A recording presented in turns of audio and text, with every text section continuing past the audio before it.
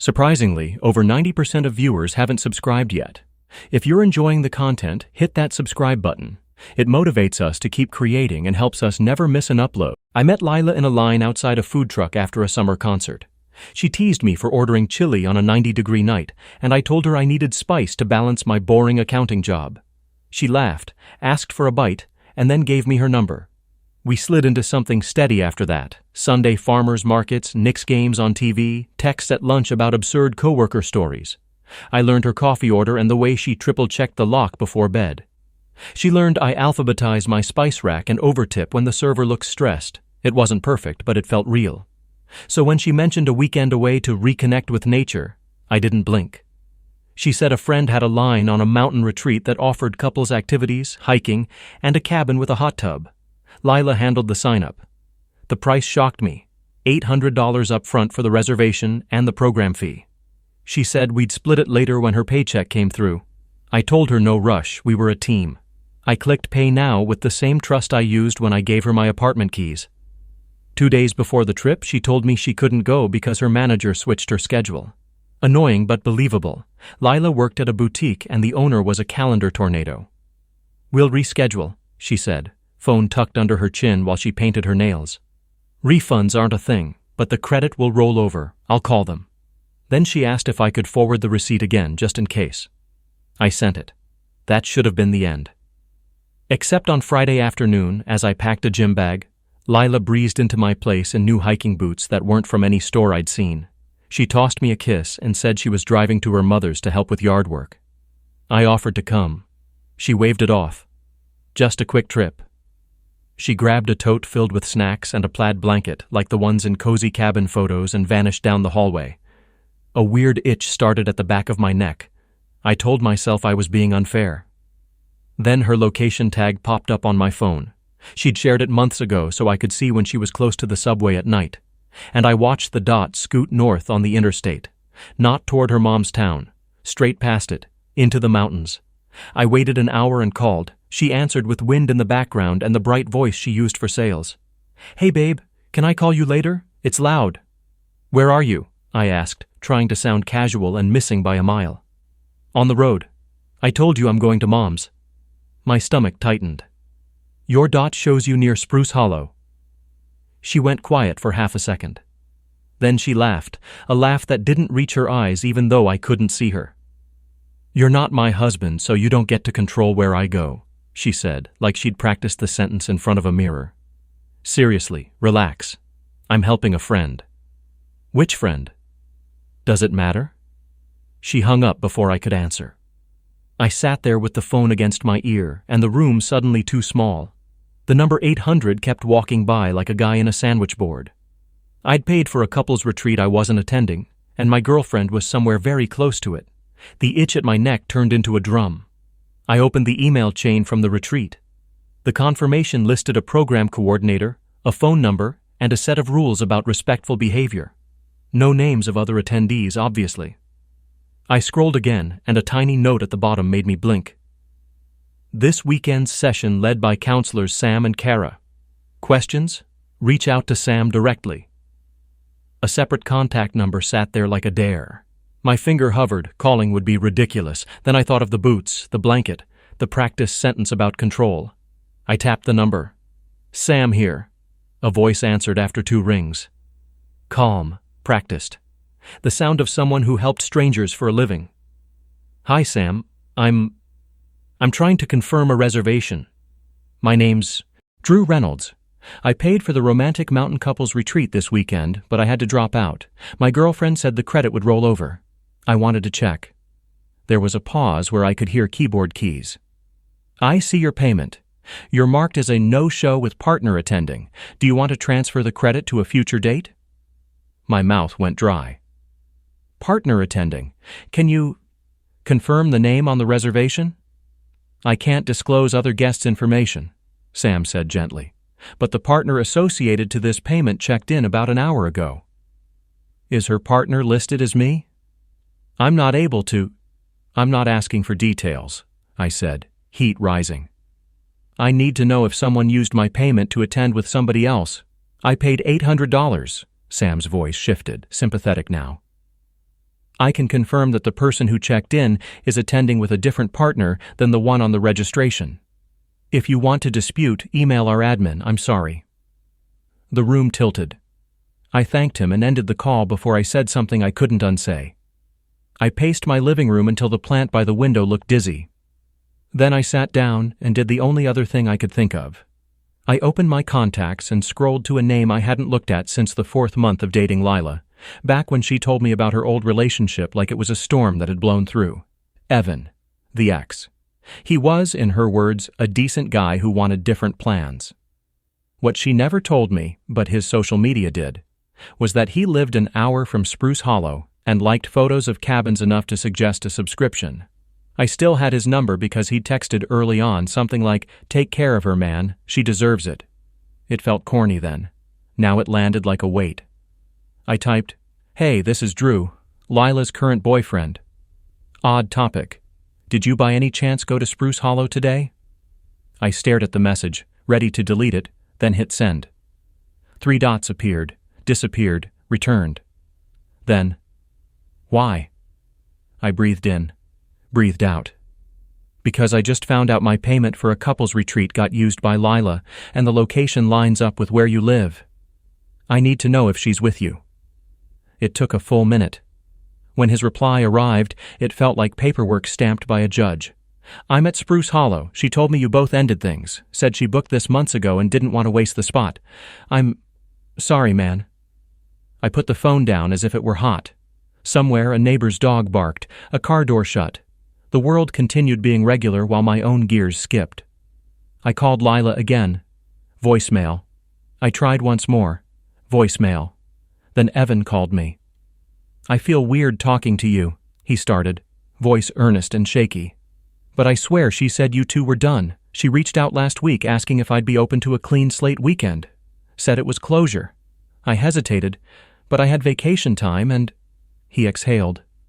"Look, I wouldn't have said yes if I knew." I rubbed my eyes. "We weren't done yesterday." "That's not what she told me." "Of course it wasn't. What cabin are you in?" "Man, I don't know if..." "I'm not trying to start a scene. I want answers. The counselors can sit between us if that makes it better. I won't yell. I won't make trouble. But I paid for this, and I've been lied to." More silence.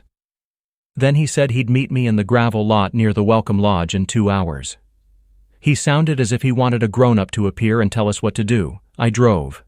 I didn't throw things in a bag or leave a note. I grabbed my wallet and keys and the paperwork email on my phone. During the first 20 miles, my brain ran lap after lap, tripping over every memory.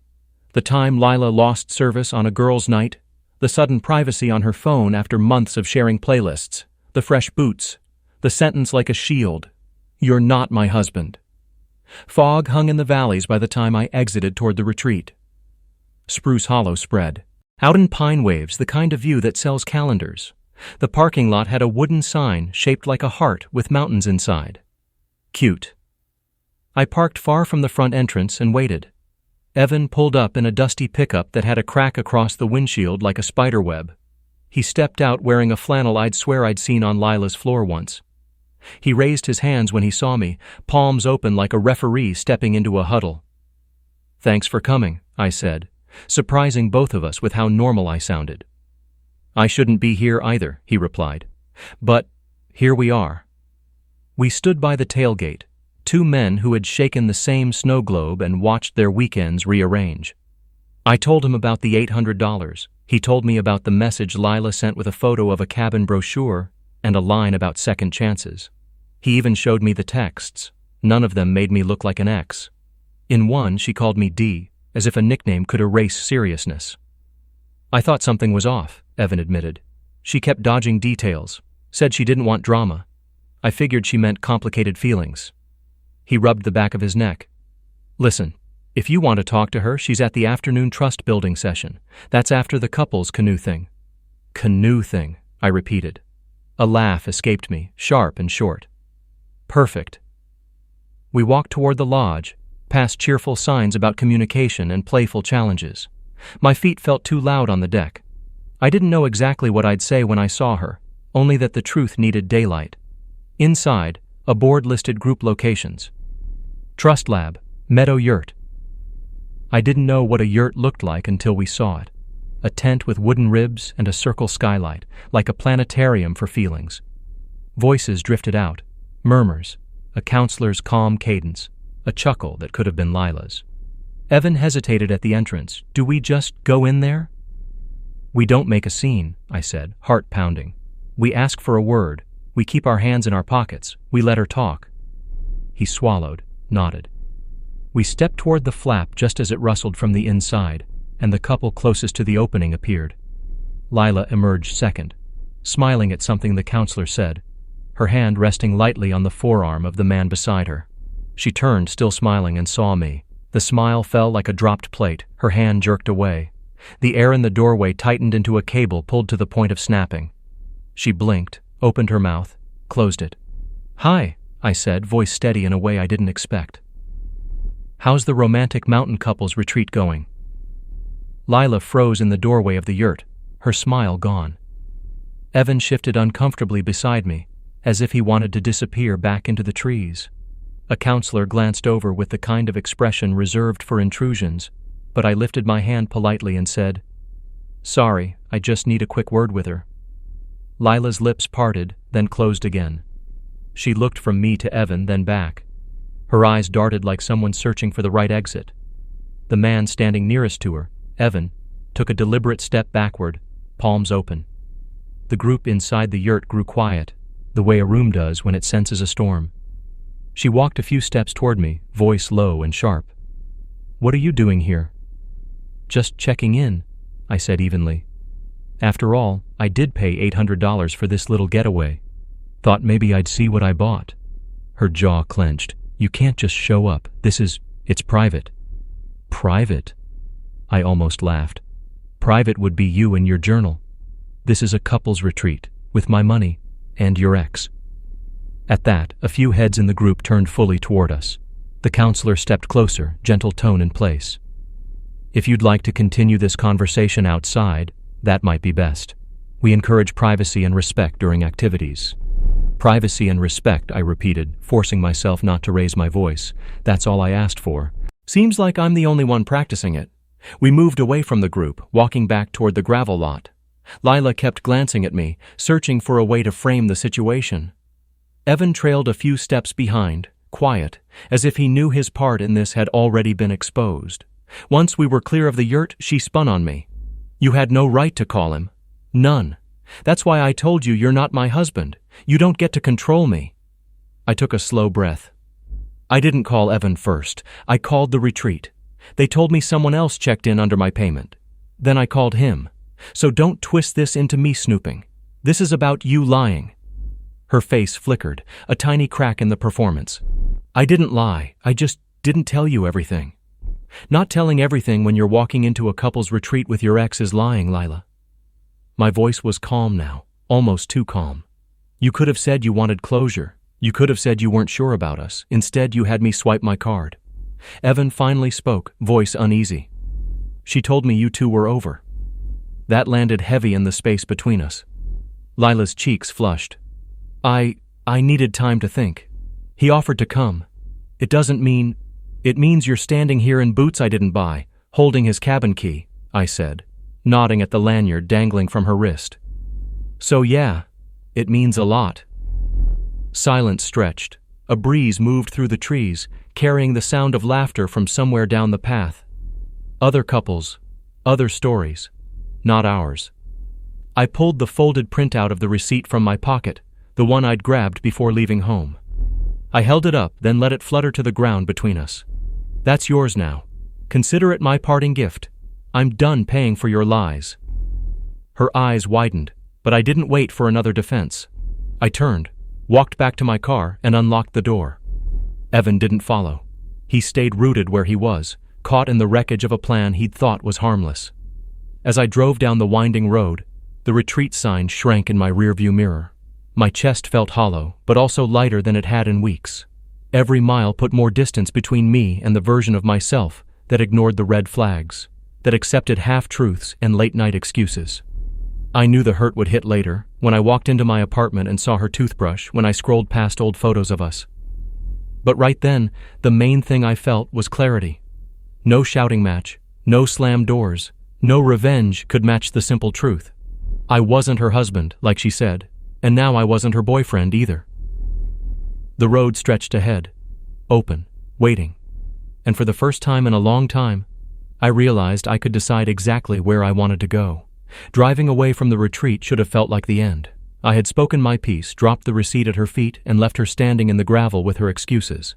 But endings are never clean. They trail behind you like smoke, curling into your lungs even when you think you've stepped into fresh air.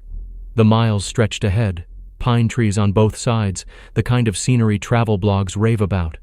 Yet all I could think about was the echo of her words. "You're not my husband." Not a declaration of independence, but an admission that commitment was something she never intended to give. The phrase turned over in my head like a key in a lock that never opened anything. When I finally reached the interstate, I pulled into a rest stop. My hands trembled on the steering wheel, not from anger anymore, but from something heavier. Disappointment. The kind that sinks into your chest and makes you wonder if you misread every moment leading up to this. Had all those Sunday mornings, the inside jokes, the little touches in grocery store aisles, had they meant nothing? Or had they meant something at the time, only to fade once the novelty wore off? I grabbed a soda from a vending machine, sat on a bench, and let the cold fizz press against my palm. My phone buzzed once. A message from Lila. "We need to talk. Please don't leave it like this." I didn't answer.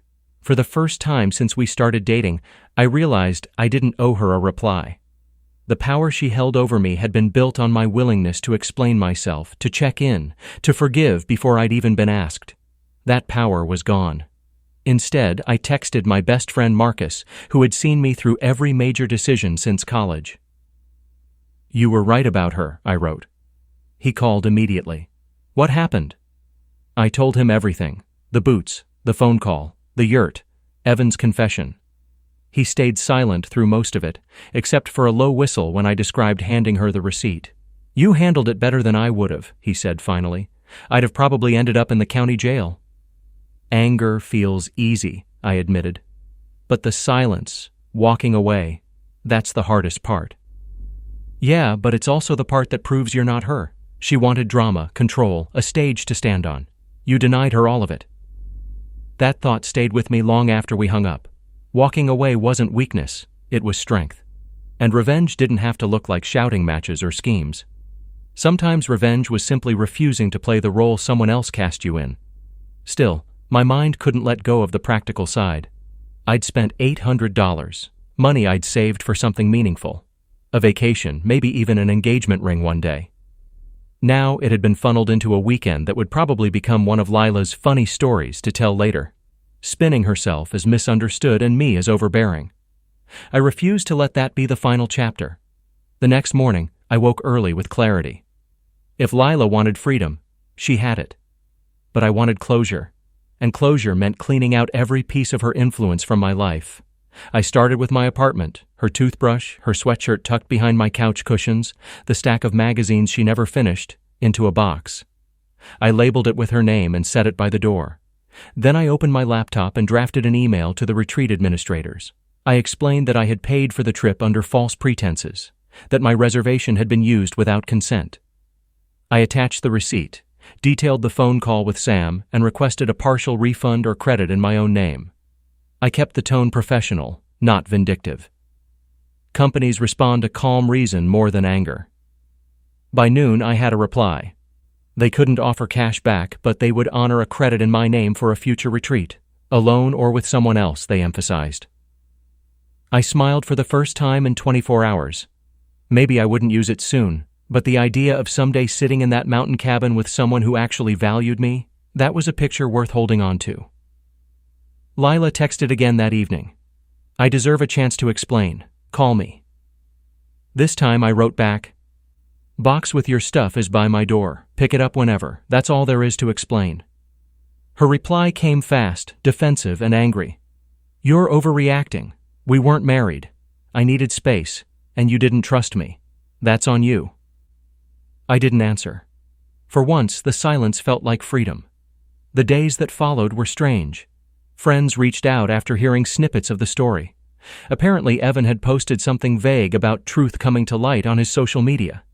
People wanted details. I gave them the short version. She lied. I left. It's over. That was enough. But the more I told it, the more I realized something important. The story wasn't really about her at all. It was about me learning that trust isn't just about giving, it's about receiving. If someone refuses to offer honesty, if they guard their actions like state secrets, then no amount of patience can fix that imbalance. Revenge, in the end, became something quieter than I expected.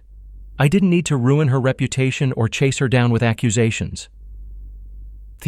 Real revenge was living better without her, making sure she knew, if only through silence, that she no longer had a seat at my table. Months later, when the credit from the retreat finally came up in my inbox as a reminder, I booked a solo weekend. Not the couples program, just a cabin rental. I hiked, sat by a fire, and let the mountains remind me that the world is bigger than betrayal. And when I checked out, the coordinator smiled and said, "Hope you'll bring someone next time." I smiled back. When the right person comes along, I will. The drive home felt different that time. No ghosts in the passenger seat. No weight on my chest, just open road, good music on the radio, and the knowledge that walking away hadn't been the end. It had been the start of something better. Because the truth is, the best revenge isn't proving someone wrong. It's proving to yourself that you deserved better all along, and finally choosing it.